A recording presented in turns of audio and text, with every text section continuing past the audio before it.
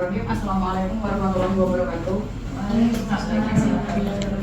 Yang saya hormati Dr. Agus Legowo MPK selaku Kepala Unit Rekamadis sekaligus selaku mentor dalam kegiatan orientasi MOOJT 3 2024 di RSUD Bung Karno serta teman-teman yang sudah hadir hari ini.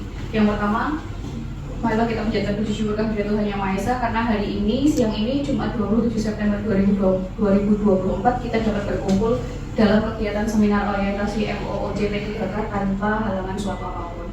Mohon izin di sini saya Zaini selaku moderator yang akan memandu jalannya acara pada seminar hari ini. Untuk susunan acara pada seminar hari ini, yang pertama pemaparan seminar dari Saudari Budi Utami AMD RMIK, yang kedua sesi tanya jawab, yang ketiga penutup oleh peserta. Untuk acara pertama, kepada Budi Utami selaku peserta dipersilakan untuk memaparkan hasil laporannya kurang lebih 15 menit. Waktu dan tempat dipersilakan. Terima kasih sebelumnya saya ucapkan kepada peserta yang sudah hadir di sini dan juga teman-teman yang sudah hadir di sini. Pertama-tama saya ucapkan terima kasih kepada mentor saya, Dr. Agus Legowo, kemudian juga kepada Kepala Ruangan Rekam Medis, Mbak Ibu Zaini, dan juga saya ucapkan terima kasih kepada teman-teman semua yang sudah berkenan menghadiri acara seminar ini. Untuk seminar kali ini,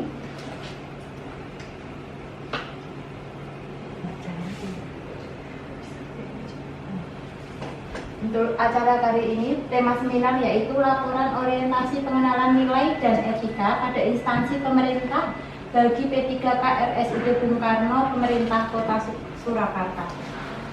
Berikut profil saya, Budi Utami, untuk unit kerja di Rekam Medis RSUD Bung Karno. Untuk email saya lampirkan. Pendahuluan. Maksud dari orientasi ini adalah pengenalan nilai dan etika pada instansi pemerintah sebagai bentuk salah satu upaya dalam mendukung pelaksanaan tugas jabatan dan pencapaian visi misi organisasi. Tujuan dari orientasi ini yaitu peserta mampu memahami nilai dan etika pada instansi pemerintah, mampu mengenal nilai dan etika pada instansi pemerintah, kemudian mengimplementasikan nilai dan etika pada instansi pemerintah. Untuk waktu pelaksanaan orientasi dari tanggal 9 September 2024 sampai 30 September 2024. Tempat orientasi dilaksanakan di Rumah Sakit Umum Daerah RSUD Bung Karno. Visi dan misi Kota Surakarta. Visi yaitu mewujudkan Surakarta sebagai kota budaya yang modern, tangguh, gesit, kreatif, dan sejahtera. Misi, ada 7 misi, saya bacakan beberapa saja. Yang pertama, meningkatkan kualitas kesehatan masyarakat yang berkelanjutan. Yang kedua, memperkuat pertumbuhan ekonomi yang adaptif dan berkelanjutan. Yang ketiga, mewujudkan tata ruang dan infrastruktur kota yang mendukung kemajuan kebudayaan dan pariwisata. Yang keempat, meningkatkan kualitas dan daya saing pemuda dan masyarakat umum di bidang pendidikan, ekonomi, seni, budaya, dan olahraga. Yang kelima, mengembangkan tata kelola pemerintahan dan pelayanan publik yang bersih dan kolaboratif, berlandaskan semangat gotong royong dan kebinekaan tunggal ika. Selanjutnya, untuk organisasi SOTK OPD, kita berada di bawah Kepala Dinas Kesehatan, yaitu di unit UPTD. Selanjutnya, RSUD Bung Karno memiliki visi dan misi. Visi yaitu menjadi rumah sakit dengan pelayanan paripurna berdasarkan semangat Bung Karno guna mewujudkan masyarakat yang waras tahun 2024. Misi, meningkatkan pelayanan paripurna yang bertumpu pada peningkatan mutu dan keselamatan pasien. Kedua, meningkatkan kualitas sumber daya manusia yang wasis, disiplin, dan lurus dalam pengabdian serta ikhlas dalam pelayanan. Yang ketiga, meningkatkan kualitas sarana dan prasarana. Yang keempat, menyelenggarakan tata kelola organisasi yang efektif, efisien, yang berasas gotong royong dan kejujuran. Yang kelima, meningkatkan kesejahteraan dan profesionalisme karyawan. Dari hasil orientasi, saya mengambil identifikasi isu, ada 3 identifikasi isu. Yang pertama yaitu identifikasi ketidaksesuaian informasi kronologi kejadian laka lintas yang diberikan pasien di rumah sakit dengan kronologi yang dilampirkan pada surat kepolisian. Yang kedua, kurang optimalnya informasi alur pelayanan jasa harja atas ketidakpahaman pasien di bagian pendaftaran rawat jalan, pendaftaran rawat inap, dan pendaftaran IGD. Yang ketiga, ketidaklengkapan persyaratan berkas pasien jasa harja dalam mengajukan klaim di RSUD Bung Karno. Untuk analisis yang digunakan yaitu analisis USG berdasarkan urgensi, seberapa mendesak suatu isu harus dibahas, dianalisis dan ditindaklanjuti. Seriousness, seberapa serius suatu isu harus dibahas dikaitkan dengan akibat yang akan ditimbulkan. Dan growth, seberapa besar kemungkinan memburuknya isu tersebut jika tidak ditangani segera. Untuk menentukan analisis USG ada 5 poin dari masing-masing kriteria. Mulai dari urgensi, ditentukan dari tidak mendesak sampai dengan sangat mendesak. Kemudian seriousness juga ditentukan dari tidak serius sampai dengan isu yang paling sangat serius. Kemudian kriteria growth ditentukan dari tidak cepat memburuk sampai dengan isu yang sangat cepat memburuk. Dari tabel analisa isu menggunakan metode USG ditemukan jumlah tertinggi terdapat pada nomor 2, yaitu isu kurang optimalnya informasi alur pelayanan jasa harja atas ketidakpahaman pasien di bagian pendaftaran rawat jalan, pendaftaran rawat inap, dan pendaftaran IGD. Berdasarkan hasil analisis USG, isu yang diangkat yaitu kurang optimalnya informasi alur pelayanan jasa harja dan ketidakpahaman pasien di bagian pendaftaran rawat jalan, pendaftaran rawat inap, dan pendaftaran IGD. Gagasan yang diangkat yaitu judul optimalisasi informasi alur pelayanan jasa harja atas ketidakpahaman pasien di bagian pendaftaran rawat jalan, pendaftaran rawat inap, dan pendaftaran IGD. Kegiatan yang akan dilaksanakan meliputi 5 kegiatan. Pertama, membuat perencanaan awal kegiatan desain alur pasien jasa harja. Kedua, membuat desain alur pasien jasa harja menggunakan aplikasi. Ketiga, melakukan sosialisasi terkait alur pasien jasa harja di pendaftaran rawat jalan, pendaftaran rawat inap, dan pendaftaran IGD. Yang keempat, mencetak desain alur pasien jasa harja di RSUD Bung Karno. Yang kelima, melakukan evaluasi terhadap alur pasien jasa harja di RSUD Bung Karno yang sudah disosialisasikan. Kegiatan yang pertama, membuat perencanaan awal kegiatan desain alur pasien jasa harja. Ada tahapan kegiatan dan output. Tahapan kegiatan pertama yaitu mengajak diskusi petugas pendaftaran dan petugas klaim jasa harja rumah sakit untuk menghasilkan output rencana kegiatan desain alur pasien. Kemudian yang kedua, melakukan pemetaan alur pasien jasa harja untuk menghasilkan output desain alur. Yang ketiga, melakukan konsultasi dengan atasan untuk menghasilkan output solusi dan rencana tindak lanjut.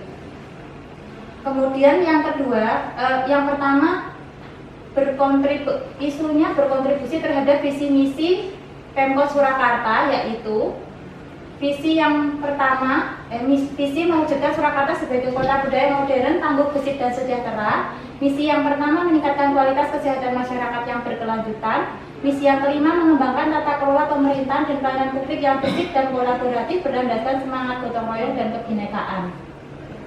Yang kedua, kegiatan membuat desain alur pasien jasa harja menggunakan aplikasi. Tahapan kegiatan pertama meliputi mencari referensi bahan desain untuk menghasilkan output bahan desain. Yang kedua, membuat konsep desain dari kesimpulan diskusi dan referensi untuk menghasilkan konsep desain. Yang ketiga, mendesain alur jasa harja menggunakan aplikasi untuk menghasilkan desain alur. Yang keempat, melakukan konsultasi dengan atasan untuk menghasilkan solusi dan rencana tindak lanjut. Kontribusi terhadap visi misi yaitu visi Kota Surakarta sebagai kota budaya modern, tangguh, gesit, kreatif, dan sejahtera. Misinya juga misi yang ke-1 dan misi yang kelima. Kemudian yang ketiga, melakukan sosialisasi terkait alur pasien jasa harja di pendaftaran rawat jalan, pendaftaran rawat inap, dan pendaftaran IGD. Tahapan kegiatan meliputi 1. Mengundang seluruh petugas pendaftaran dan petugas klaim jasa harja rumah sakit untuk mengikuti sosialisasi terkait pelaksanaan alur jasa harja sesuai dengan desain alur jasa harja. Output berupa undangan sosialisasi. Yang kedua, menyiapkan komputer dengan file yang akan ditampilkan. Outputnya berupa soft file dan hard file. Kemudian Yang ketiga, melaksanakan sosialisasi. Output berupa pertemuan sosialisasi pemahaman informasi oleh petugas. Kontribusi terhadap visi misi yang bertujuan pada visi mewujudkan Surakarta sebagai kota budaya modern, tangguh, gesit, kreatif, dan sejahtera. Serta misi pertama meningkatkan kualitas kesehatan masyarakat yang berkelanjutan, dan misi kelima yang mengembangkan tata kelola pemerintahan dan pelayanan publik yang gesit dan kolaboratif. Keempat, mencetak desain alur pasien Jasara Harja di RSUD Bung Karno. Tahapan kegiatan meliputi menyiapkan software komputer dan printer untuk menghasilkan output software dan hardfile-nya. Kemudian yang kedua, mencetak desain pada bahan yang sudah disiapkan untuk menghasilkan pamflet. Kemudian kontribusi terhadap visi misi yaitu mewujudkan Surakarta, kota budaya modern, tangguh, gesit, kreatif, dan sejahtera. Serta misi yang pertama meningkatkan kualitas kesehatan masyarakat yang berkelanjutan, dan misi yang kelima mengembangkan tata kelola pemerintahan dan pelayanan publik yang gesit dan kolaboratif. Kemudian kegiatan kelima, melakukan evaluasi terhadap alur pasien Jasara Harja di RSUD Bung Karno yang sudah disosialisasikan. Berikut kegiatan. Tahapan kegiatan pertama meliputi membuat pertemuan diskusi untuk petugas pendaftaran, petugas klaim Jasara Harja di rumah sakit untuk menghasilkan output pertemuan diskusi. Yang kedua, menulis kritik dan saran yang diutarakan apabila ada. Konsep dasar, outputnya berupa konsep daftar kritik dan saran desain. Kemudian kegiatan ketiga, menyusun hasil evaluasi sebagai laporan kepada atasan untuk menghasilkan output revisi desain dan laporan. Kemudian kegiatan 4, mengajukan laporan hasil evaluasi kepada atasan untuk menghasilkan output laporan evaluasi diterima atasan. Kontribusi terhadap visi misi, visi mewujudkan Surakarta sebagai kota budaya yang modern, tangguh, gesit, kreatif, dan sejahtera. Misi pertama meningkatkan kualitas kesehatan masyarakat yang berkelanjutan. Misi kelima mengembangkan tata kelola pemerintahan dan pelayanan publik yang gesit dan kolaboratif berdasarkan semangat gotong royong dan kebinekaan. Kemudian di sini juga saya lampirkan untuk rencana kerja menengah, ada dari 2024, 2025, 2026, yang itu 2027. Kegiatan rencana kerja menengah meliputi tahun 2024 ada kegiatan menyusun rencana pembuatan tim kerja, mengajukan rencana kerja kepada atasan. Kemudian kegiatan tahun 2025 nanti ada kegiatan untuk melaksanakan percetakan dan penyebaran poster alur Jasara Harja di RSUD Bung Karno. Yang kedua, monitoring pelaksanaan pemahaman pasien terhadap pamflet alur Jasara Harja. Untuk di tahun 2026 akan dilakukan kegiatan monitoring pelaksanaan pemahaman pasien terhadap pamflet alur Jasara Harja. Dan yang terakhir, tahun 2027 akan dilakukan lagi evaluasi kegiatan pelaksanaan.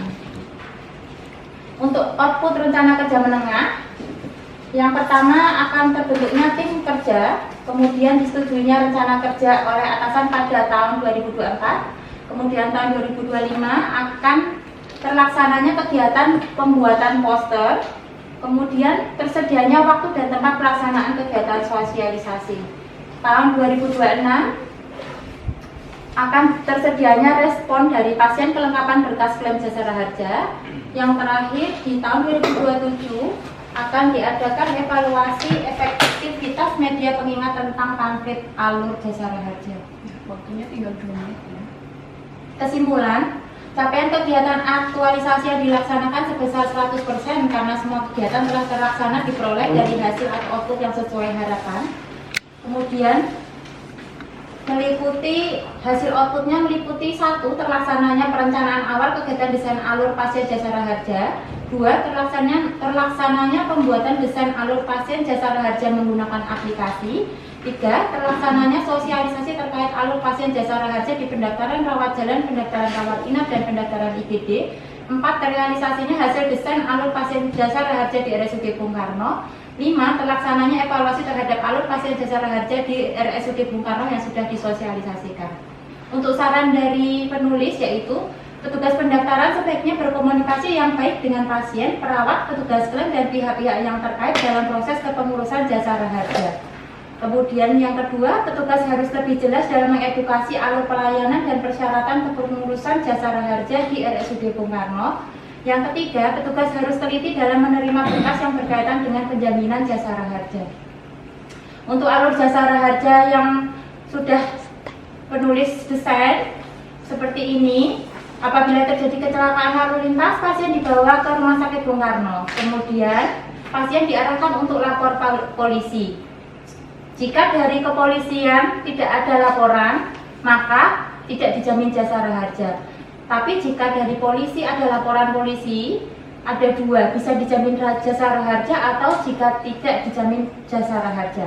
Jika dijamin Jasara Harja, harus ada surat penjaminan.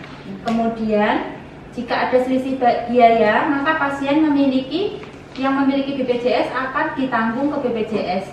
Jika tidak ada selisih biaya, maka semuanya ditanggung oleh Jasara Harja. Kemudian untuk pasien yang tidak dijamin Jasara Harja atau biasanya BPJS kecelakaan tunggal, biasanya bisa dijamin langsung BPJS Kesehatan.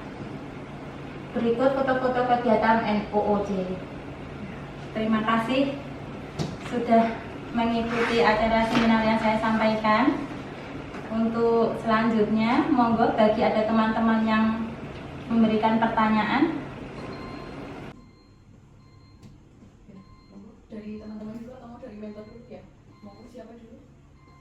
Mbak Rizky, silakan.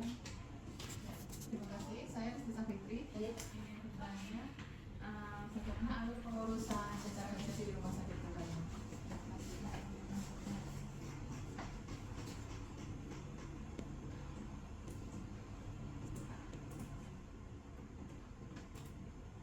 Jadi nanti alurnya seperti ini ya. Apabila terjadi kecelakaan lalu lintas, kemudian korbannya dibawa ke RSUD Bung Karno, maka keluarga yang menguruskan atau juga korban yang menguruskan harus lapor ke polisi dulu untuk mendapatkan surat laporan kepolisian. Apabila tidak ada laporan kepolisian, maka pasien tidak dijamin Jasara Harja maupun BPJS Kesehatan. Jadi pasien membayar umum. Kemudian apabila ada laporan kepolisian, ada dua kemungkinan, apakah dijamin Jasara Harja atau tidak dijamin Jasara Harja. Pasien yang dijamin Jasara Harja akan diberikan surat penjaminan atau surat kepolisian dan juga nanti diuruskan ke Jasara Harja. Lalu nanti jika ada selisih biaya, apabila plafon Jasara Harja itu maksimal 20 juta, nanti jika ada selisih biaya, maka selisihnya itu akan dibayarkan oleh pasien sendiri jika tidak punya BPJS. Tetapi jika punya BPJS, maka selisih biaya ditanggung oleh BPJS. Kemudian jika tidak dijamin Jasara Harja, otomatis maka langsung dijamin oleh BPJS Kesehatan. Jelas ya untuk alurnya. Ada lagi? Karena waktu ini sudah lebih dari 17 menit ya. Monggo satu lagi pertanyaan dari peserta. Selanjutnya silakan komentar. Saya Ninanda ingin bertanya, apa kendala jika alur pelayanan tidak diselesaikan? Untuk kendalanya jika alur tidak diselesaikan, pasti nanti ada komplain dari pelayanan akibat informasi yang disampaikan tidak sesuai. Nanti terus yang kedua, proses kepengurusan Jasara Harja juga jadi terhambat atau lebih lama. Yang ketiga, pelayanan terhadap pasien Jasara Harja menjadi tidak efektif dan efisien. Sudah terima. Monggo kepada mentor dipersilakan Dr. Agus. Waktu tinggal 2 menit. Untuk kecelakaan lalu lintas itu ini yang dimaksudkan kan kecelakaan ganda ya. Ada ganda, ada tunggal. Kalau tunggal kan nggak dijamin Jasara Harja. Iya, maksudnya alurnya yang hijau yang jika tidak dijamin Jasara Harja maka langsung dijamin BPJS Iya, ini Kesehatan. perlu dikatakan gitu. Waktu surat dari keterangan polisi itu ditunggu berapa jam, berapa hari sih? Biasanya ada yang 1 hari, ada yang 2 hari, ada yang 3 hari, tergantung keluarga itu menguruskannya pada hari. Kayak misalnya terlambat kayak Sabtu Minggu itu tuh bisa jadi hari Senin, bisa jadi 3 hari.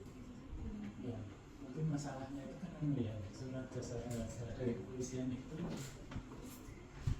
kan tidak langsung nih, keluarga tidak langsung bisa mendapatkan surat itu sih ya. Iya. Tapi butuh waktu sih ya. Kita mau membuat SOP-nya itu ada nggak Mbak? Kalau untuk SOP sampai saat ini belum ada juga. Jadi begitu pasien terjadi kecelakaan, kita hanya motivasi segera lapor 1x24 jam saja. Nanti syaratnya nyusul itu maksudnya Iya. memang tidak ada. Baik. Ini penerangannya gimana? Penerangannya itu dari pasien diantar, ada yang mengantar terus kita menerangkan gitu kan? Iya, penerangannya saat pasien dibawa di rumah sakit itu kita mulai menerapkan alurnya untuk lapor ke polisian sampai dengan dasar harganya bisa Untuk kecelakaan ganda ya. yang iya dasar harga untuk kecelakaan ganda Kalau kecelakaan bener kan langsung langsung ke BPJS. Baik. Itu nggak sih? Karena ini sudah cukup jelas, nanti diimplementasikan. Ya. Terima kasih Bapak. Kemudian ada kata penutup. Untuk presentasi dari seminar saya, terima kasih saya ucapkan kepada teman-teman semua yang sudah mau mendengarkan dan juga bertanya dan juga berpartisipasi. Dan terima kasih kepada Dr. Agus Nugroho sebagai mentor dan Ibu Zaini sebagai moderator.